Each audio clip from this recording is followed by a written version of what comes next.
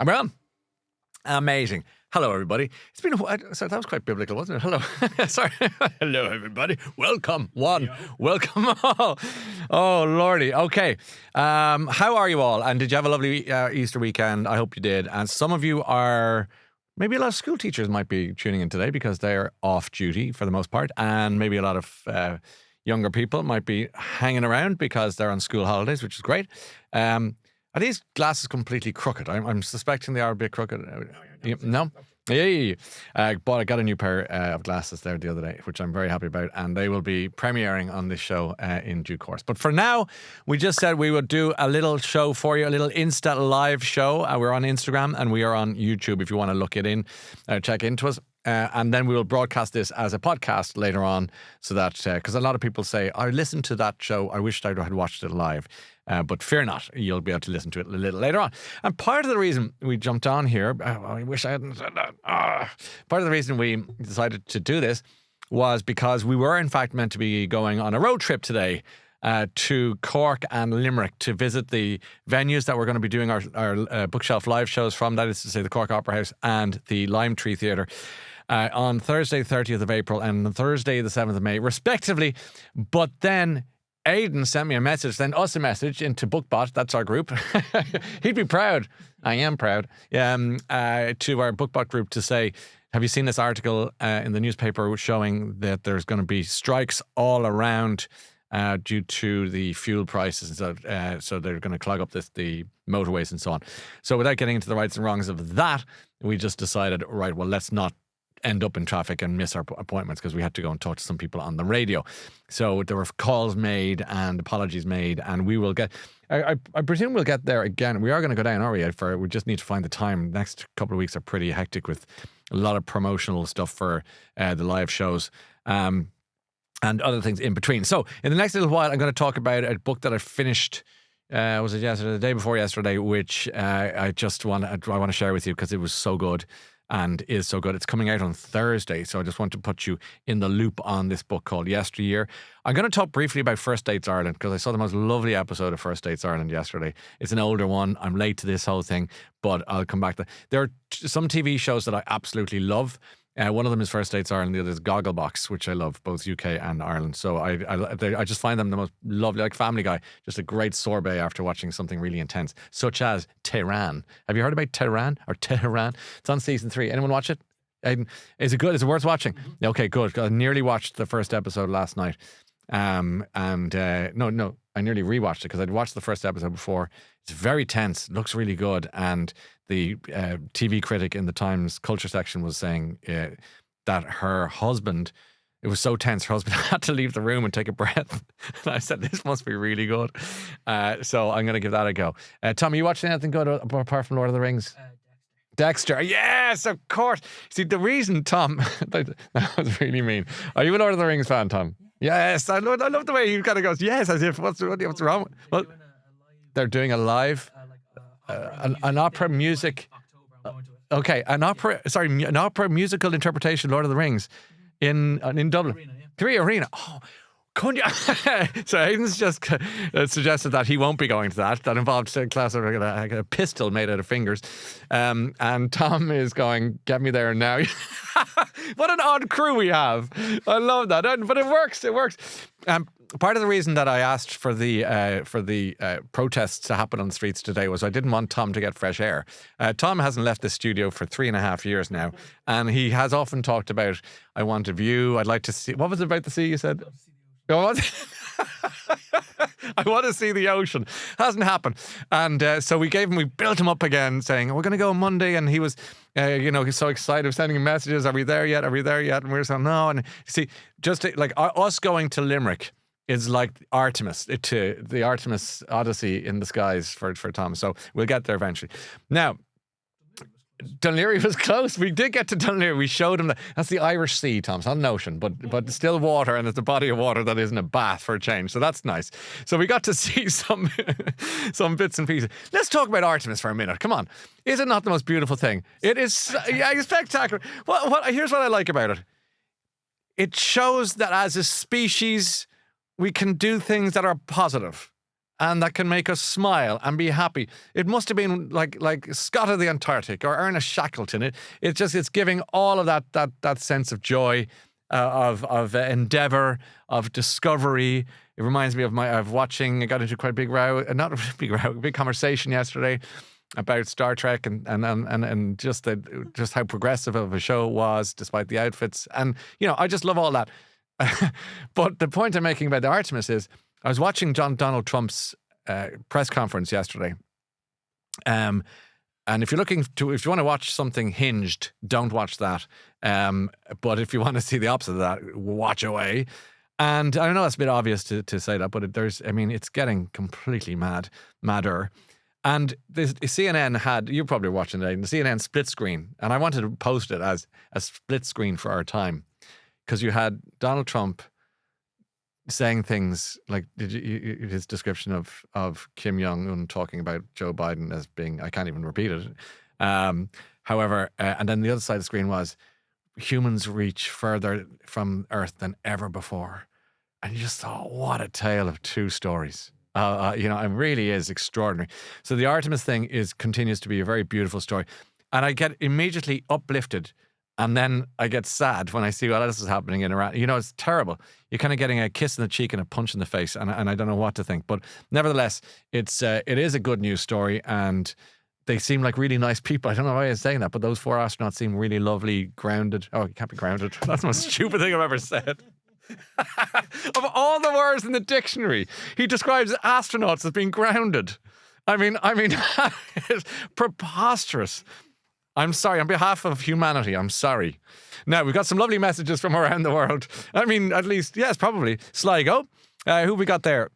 Where are you from, Tom Offley, is it? Guys, you trolling me to my face here. Although, hello from France, but from Sligo. Oh, from France, lovely. Bonjour, bonjour, bonjour, as they say in Beauty and the Beast. Who else have we got here? We got Anna, who is from outside Boston. The author of this book I'm going to talk about in a minute is Bostonian, from what I can understand. Laura Keogh is in Southwest Florida. This is quite a global experience for our friends watching in today. So if they're in Florida and Boston, they're having their morning coffee. Will that be right? In the kitchen, just tuning in to see what we have to say. Linda says, I loved the night at the Pavilion and I've booked the Olympia too. Well, don't expect new stories, Linda. No, I'm joking too. Expect loads more, but I'm so happy you enjoyed it, because what's happened since we did the Pavilion, we did the Bookshelf Live, and I come on for the first half. We were just road testing a little bit, but the QR code worked a treat. So everyone was able to ask questions and they come on the big screen behind it. It was great fun. And it allowed me to tell a whole heap of stories about my career and the past, and lovely crack about the White House and Downing Street and Hillary Clinton and Russell Crowe. It was good fun, and the audience were really responsive. Since then, I was in Specsavers, and one of the staff said, love the show. I was there. I was in Woody's yesterday. A woman, not in staff, just walking through, said, was at the show, loved it. And somebody else, can't remember the third person I met, who had been at it. So the response has been very favourable. We're happy about that.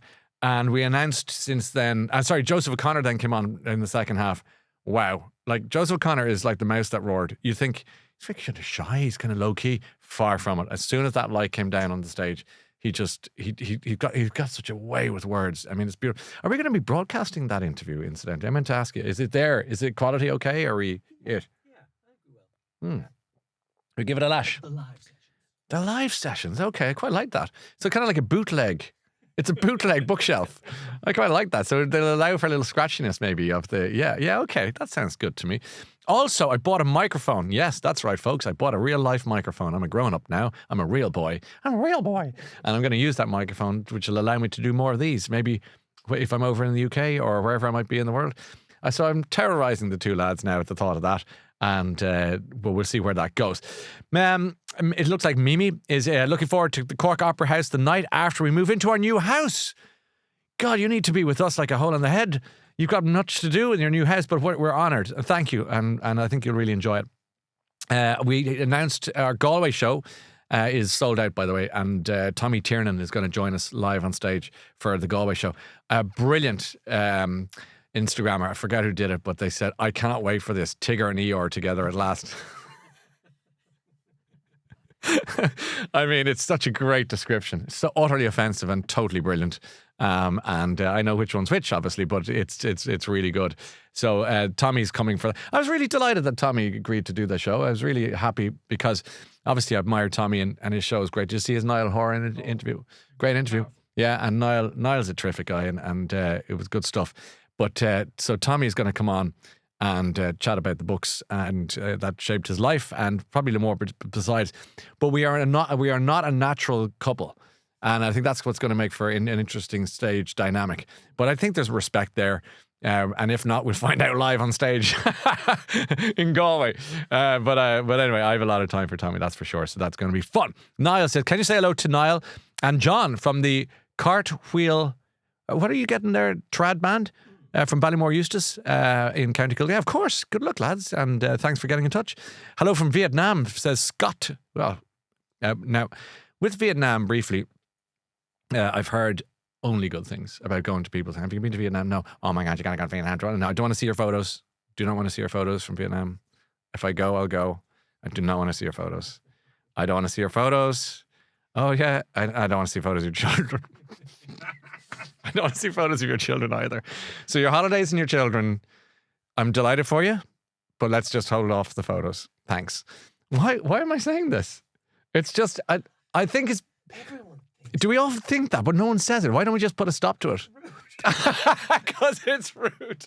It is a little rude, but it's also, frankly, time economical, because it means that the 6 minutes you spent pretending you were interested in their holiday and their children, you get back. And you can spend that time watching something good on TV that is educating it, like a documentary or the news. So that's great. It's out there. It's meant all these people going, did I show him pictures of my children? Yeah, well, look, let's face it, I wasn't interested. Annie says, Yellowstone, very late to the game, but 2 seasons in, obsessed. Okay, well, there's 2 things here. We now have, obsessed has been taken over. The word has been taken over. And it's been taken over by everybody as a word to say. I quite like it. I think it's cute when people say I'm obsessed. It just means I really like it. I'm interested in it. It appeals to me. But obsessed. You don't even have to say I am obsessed. It helps. But really all you just have to say is obsessed. So Tom, if I said to you Lord of the Rings, you'd say obsessed. Exactly. And I say American politics, you'd say obsessed. Exactly. Me, you, tick, tick, tick, Beatles, Sinatra, and so on. Obsessed. So that's fine. You're obsessed. We're all obsessed. Great. Now, Yellowstone. Let's talk about that for a second. Yellowstone is a Western. I've tried watching it a couple of times. It's too slow. Tom, you're nodding. Boring. Aidan. Yeah, okay. So this woman has taken the time out of her life to tell us that she's loving this show, and you're calling her boring. And you know you are. You just said you've actually. Tom. You know, I mean, she was. I mean, can you not respect her love of Yellowstone? Tom, I'd like to apologise on behalf of the committee and the whole podcast community to Annie, who's really enjoying Yellowstone. But I might go back to, because I am interested in westerns, broadly speaking. So if you think of Unforgiven with Gene Hackman and Morgan Freeman, what a masterpiece! I mean, that is a masterpiece of a film. In fact, I'd nearly watch that again soon because it's so good. But I don't know if I could get involved with 3 seasons or 2 seasons of Yellowstone, even though I believe it's very good. Now, the one that my old pal Chris Evans used to talk about a lot was Landman. Is that are we up to speed with Landman? It's Tommy. They're all the same. Yeah, they all feel a bit samey. Okay, it's like looking at other people's children. They all just one blends into the other. I see where you're going with that, even though I just put it there. Another says both of us are. Who have we got here? We got Kevin. And see the names, the handles, I don't say real names. They're just kind of gobbledygook. But I wish you well, both of us in Zurich and skiving. I thought you were skiing, but you're skiving. I hope that's what you're doing. Zurich is an interesting place to go to skive. What are you doing in Zurich to skive, to entertain yourselves? You've obviously got a few bobs, so what are you spending it on? That's what we want to know next. Where are we going? I'm here in Lanzarote now, you're talking. Rereading An Irishman at Home and Abroad, first read in Mallorca years ago, and have to read after the live show. That's a great shout. And Lanzarote, don't forget, always say Lanzarote, Playa Blanca, flagship pub, Hato, have a pint, tell them I said hi. Right. Now, more tea. That was a pretty bad cup of tea, I have to say, and I made it myself. Another says, I could have listened to Joseph O'Connor all night. That's a bit offensive to me, but I appreciate where you're coming from. No, did you write that, Aidan? That was pretty mean. But actually, it's from Anne. And yeah, no, I agree with you. I could have listened to him all night. My mother, on the other hand, she had choice words. I said, Mum, you all right? She goes, yeah, I just wanted to see you. I said, that's because you're my mother. That's what happens. I'm surprised she hasn't called yet, actually. White House was incredible. Definitely worth retelling. Oh, that's the White House story I told. That was a good yarn. I think it's probably one of my best in the quiver full of arrows. That one always strikes a bullseye. It's a good one. Just had a humility deficit there, which isn't great, but it's a good old yarn, that. So I'll tell it again, definitely. Thank you, Linda. Sinead says, I started Venetian Vespers. Any thoughts? Yeah, loads of thoughts. That's John Banville's new one about Venice. I've said this on this podcast before. Venice is creepy and beautiful at the same time. And I think John Banville captures that beautifully. The film Don't Look Now with Donald Sutherland and Julie Christie does it perfectly, even better. But I loved Venetian Vespers. I thought it was quite odd. It was a bit off the wall. But I like odd and off the wall. And stand by. There might be a clue in there for potential future guests for season 5 of The Bookshop, which we are pulling together at a clip. We've got, I'm excited about tomorrow's interview. Mm-hmm. And then we have 2 more in the next week or 2 with legends, all going to see what's happening. Okay, that's great. I'll come back to the book in a second. What did you think about Hamnet? I think it's an amazing movie. Hamnet was heavy duty. It was heavy going, really heavy going. Obviously, Jessie Buckley, the Oscar-winning actress, Jenny Buckley. She didn't win an Oscar yet, but Jessie Buckley did. It was extraordinary in it, and loved Paul Mescal and all the rest of it. But yeah, Hamlet was a fine film, but jeepers, it was. Yep, left no stone unturned. So well done. Joan says, I hope life's good to you. That's it. Just life's good. Thanks, Joan. How nice. People are very, very nice. And I get stopped sometimes and I get a pat on the arm to say, keep going, you're doing great. And people are very, very nice in the real world, which is lovely. Jordan Larmer. Yeah. I was in the Blackrock Centre there on Saturday, and I was running around because I had to get a flight back to London Saturday evening. And the guy who manages the centre, really nice fella, he said, listen, they're doing something for the Down Syndrome Centre upstairs. Jordan's manning the stand. Would you go up and get a photo with him? I said, I'd be honoured. So I went up and did a picture and put it up on Instagram. And that was my bit. 1.5 seconds for charity. Jordan's sitting there all day long. I mean, what? Anyway, I'll try and make it up another way, but well done to him. Well done to everyone in their endeavour. Now, let me talk about this book for a second. So, I am pretty fascinated by the world of tradwife. I think it's really interesting. Do you know what tradwife is, lads? Are we all up to speed? Roughly. Yeah, it's exactly. It's kind of like Mad Men. It's women in 2026 who want to live this life of tradition, baking, cooking, submitting to the man, and homemaking, as it were. There'll be a lot of women laughing watching this, going, "Yeah, that was called our life." And when you think about our mothers, my case. It was like 5 of us. There was no disposable nappies. There was all on the washing line. Then dinner at 6. Like, please. And these people didn't work. Like, what a joke. So, but that's not neither here nor there. Really, this tradwife movement is really, it's throwing up a whole series of questions as to how much is possible. And then a lot of feminists will say, well, we've spent decades fighting against this. And they'll say, the tradwives are saying, yeah, well, that was your fight. We didn't ask you to fight for it. And it takes in a heap of questions. This is a novel. This is not a non-fiction history book. Caro Claire Burke. It's called Yesteryear. And in it, it seems to be quite loosely based on an actual tradwife influencer in the States, who those of you will know. You know what I'm talking about? The book, sorry, hold it up a bit. Sorry, thanks. I thought you were going, I know all about her, and I was going, where now? But no, it's based on an actual, and in it, she's there, she's a tradwife influencer or whatever. And very soon you realize that she's catty and waspish and not what she appears to be. Why did she end up being a tradwife? Why did she end up marrying the guy she did? Why is she so angry? Why is she so bitter? And then there's a weave about a third of the way into the book where you're going, where is this thing going? I really found it really hard to stop reading. I was intrigued by it. And what's so good about this book is, and by the way, loads of men will not read this book, and you're mad not to. You have to pick it up. It's great. Cover's a bit odd. I can't decide whether it's brilliant or awful. It's going back to the prairie. There's a point to that, and then you've got obviously the kind of the perfect ideal face on the front of the Insta perfect face. So the artwork is quite beautiful, and it tells its own tale. It becomes more clear when you've read the book. But Caro Claire Burke, it is her debut novel, and she had written the outline of the book. And the person who does all the publicity for the books took it and went, I'm going to just give this to Anne. And she gave the outline to Anne. And Anne read the outline and said, this has to be a movie fast. And the woman said, well, they haven't done it yet. She hasn't written it yet. And she said, I don't care. Make it. Get her to write it. And I'm taking it. And I'm going to star in it because Anne is Anne Hathaway. And she immediately saw it for what it's for.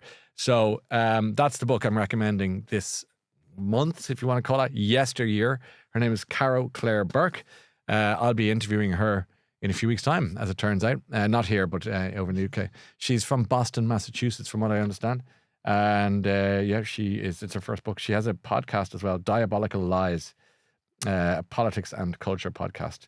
And that's her first novel. We will all be talking about this. If you have a book club, that's the one. Get it. And it's coming out on Thursday, I think. So book it in your local bookshop if you can, which would be great, rather than online. Be nicer. Now, Nicole says, Ryan, could you give my sister Jessie Nugent a shout out? It's her birthday today. Jessie Nugent, happy birthday from me and from Tom and from Aidan. We respect you, we love you, and we send you every good wish in life. Elsewhere, Owen says, Ryan, I was your cabin crew on your flight into London a few weeks ago. I was the one asking you about Andrea Corr. Okay, so cabin crew in Aer Lingus going London to Dublin the whole time. You guys are amazing. You are so good. And Owen, he was asked because he's a fan of Andrea Corr. So I was saying, next time I see her, I'll tell her you were asking for her. We had a good laugh about that. Anyway, Owen, you're brilliant at your job. Aer Lingus are lucky to have you. And all the people that work with you, you're just great and just warm, and you're different. You're different league. I think you're great. So well done, and thank you for that. Okay, thank you for all the messages coming in. Linda's heading to Tenerife at the weekend, bringing Dead as Doornails with me. I can't wait. Okay, what else is everyone else reading? That's the other question at the moment. And what are you enjoying? That's what we want to know today. In other news, I just want to mention briefly First Dates Ireland. It's a program I really like, and I was watching it yesterday, and I'm about 3 episodes behind. But I was watching an episode, and the 2 young people in it from Dublin, East Wall, and I can't quite recall the other one. But from the get-go, the chemistry was amazing, and they just got on really well. He was the crack. She was delightful, about 21, 22. But they had old soul heads on them, if you know what I mean. And they're real proper dubs and really into their chats. And they ended up handing their phones to each other and putting their mothers on, respectively. Honestly, it was so full of devilment and colour, but also warmth. Anyway, it turns out, you know the bit at the end where it says the date went well, the date didn't go well. They said, oh yeah, they went on loads of dates. Then they got matching tattoos. Now they're engaged. And then the final thing came up, a screenshot of the scan from the baby they're having in July, which is amazing. So I got on to Max, who I work with when I'm doing work with Onic Radio and Q102 and around the country. So we got to book these guys. They're great. And the fella from the blind date, I posted that I'll be talking about them, got in touch on Instagram to say, you should have invited us on. And then Max got back to me and say, they're coming on. So that'll be next Sunday, which will be a bit of fun between 10 and 12. You can tune into what they had to say. That's going to be an awful lot of fun. I'm dying to meet them. And I do love that about the job, that you can say, they're gas, must get them on. And then the next thing you know, they're on the next day. So that's great. Love that. Now, finally, just started on Liz Nugent's Ruby Cooper. You're going to love it. You're going to love it. It's a great old read. It's not rude. It's a great read. And somebody else is saying, I'm loving it as well. There, Liz Nugent's new one. So good. What a talent she is and has. Yeah, keep an eye out for her. You never know what podcast she might end up on. Okay, just went a bit hammy there. A bit subtle. Subtle, yeah. I had Andrea, Owen says, this is Owen, our flight attendant. I had Andrea on a flight to Bordeaux the day after meeting you. No way. Oh, that's funny. I was dying to see you on a flight so I could let you know. I couldn't believe it myself. Owen, I'm going to suspect that you manifested that. You know, you just talked about her and then the next thing she showed up. But then I don't believe in manifestation, so I'm probably talking through my hat. But still, you met her. I bet you she was lovely to you. She's a lovely person. Anne-Marie says, I'm reading Anne Frank's diary. It's a bit harrowing, but I'm trying to read a book that each of our decades, and that's for the a book from each of the decades. That's from the 40s. That's intense, isn't it, Anne Frank's diary? That's intense. I went to see her place in Amsterdam. Did anyone ever? Yeah. You've been, all three of us have been to Anne Frank's. 3 days in a row to get into it. Did you? Easy, Did the internet exist when you went to do it? No.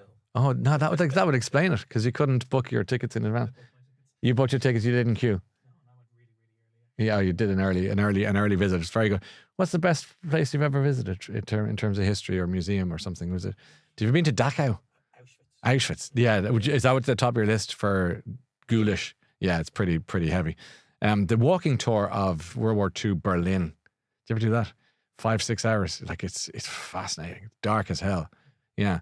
And Tom, did you go? Where the mafia started in Sicily. That's quite grimmer. The Grimmer tour, but it was fascinating.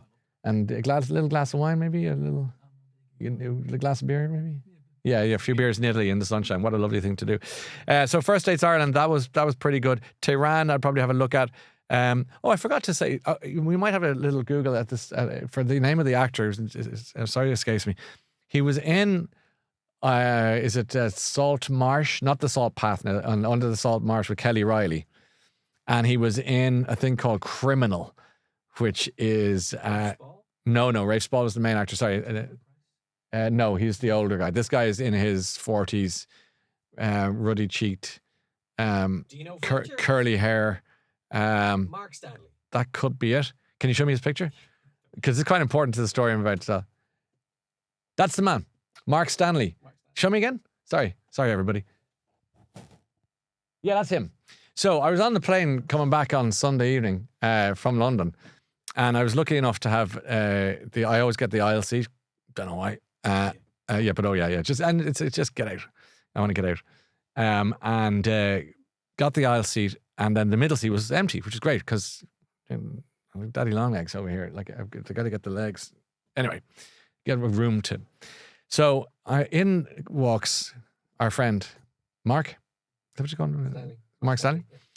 Mark Stanley sits in, and I said, "Oh my God, this guy is such a great actor. I really respect him." His name had passed me by, but I knew he was always a great actor. And anyway, the upshot of the story is that I said, I'm going to leave him alone, and then just before I came off, I was about to get off the plane. I'll just say it to him. So I let him do it. He was raw dogging, funny enough. He was just, which is not an expression I like, but it just means you stare into space for the trip. I always have to read or listen to something. I can't. I just don't know what people are doing. I mean, how can you be comfortable with your own thoughts? I mean, how can you be for that long? For an hour, it's just going, just you and me, pal. No thanks. Podcast. Book. Anything but me. Anyway, tell that to my psychiatrist.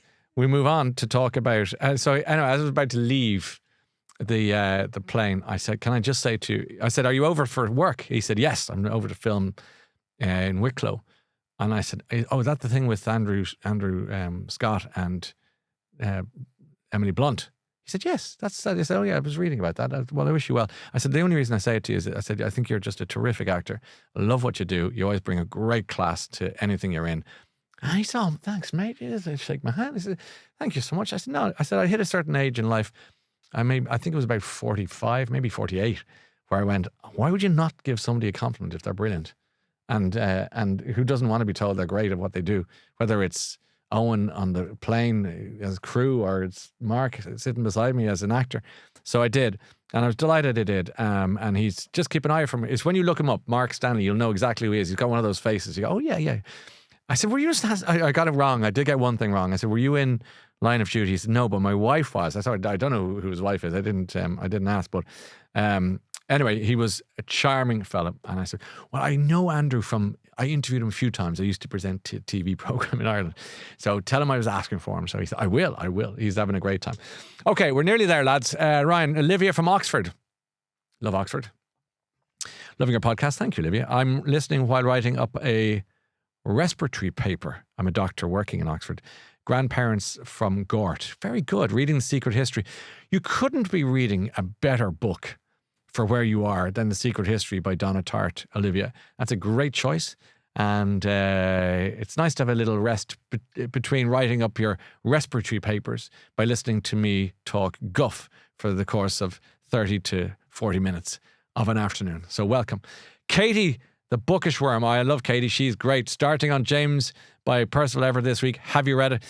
Katie, this is one of my favourite books of the last 5 years. It's a retelling, as you know, of the Huckleberry Finn story seen through the eyes of James, the runaway slave. It is, I always recommend it to people who don't have much time to read or aren't big fans of reading, because I think it's one of those books that'll bring them round. And it's worked. I know a few people who got back on the reading horse as a result of reading James by Percival Everett. Highly recommend. Joanne says, I must get back into reading properly. I'm also interested in seeing the podcast live in Limerick next month. Don't be put off by the title of the show, The Bookshelf, when it comes to the podcast shows live, because quite few books are harmed in the making of the show in some ways. It's about storytelling and yarns and crack and telling. You kind of see a side to me that you wouldn't have ever seen before. I think that's quite nice for people, because they're going, oh, I thought he was like he wore suits and just said, my next guest is. There's a bit more to it than that. Is there not, Aidan? Is there not, Thomas? Anyway, we move on. Dorothy, looking forward to seeing you in Limerick. Yes, same as that. How are you, Ryan? I'm loving this, says Valerie. Around Ireland with the fridge. Yes, Tony Hawk's. Do you remember that one?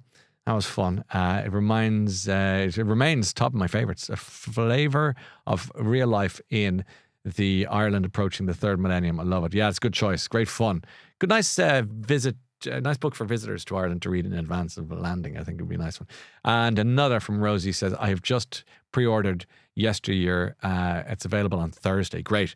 I'm looking forward to talking to you all again after you've read it. And if I was running a book club, I would say that's our next one. And because you're ahead of the curve and ahead of the posse.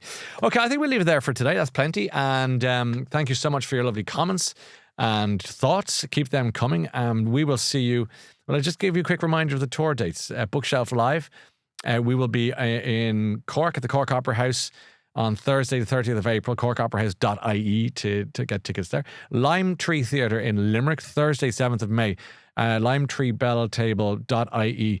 The guest has been booked for that. You just get ahead of that.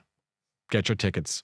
Yeah, that's a bit of intel you won't know. Same with all the shows, actually. Town Hall Theatre, Galway, sold out. No point getting into that. 3 Olympia Theatre, Dublin. That'll be fun. Monday, the 8th of June, ticketmaster.ie. That's the drill. We look forward to seeing you all around the country. Cork, Limerick, our dear friends, we will be on the road again if we can. And if Tom doesn't organise another strike, so to clog the roads and eventually, and again, prevent him from seeing a part of the country that stretches beyond the doorstep of this closeted, cloistered, and pretty sweaty building. That's it for today. Thank you, Aidan. Thank you, Tom. Thank you for watching. Have a great old week. See you next time.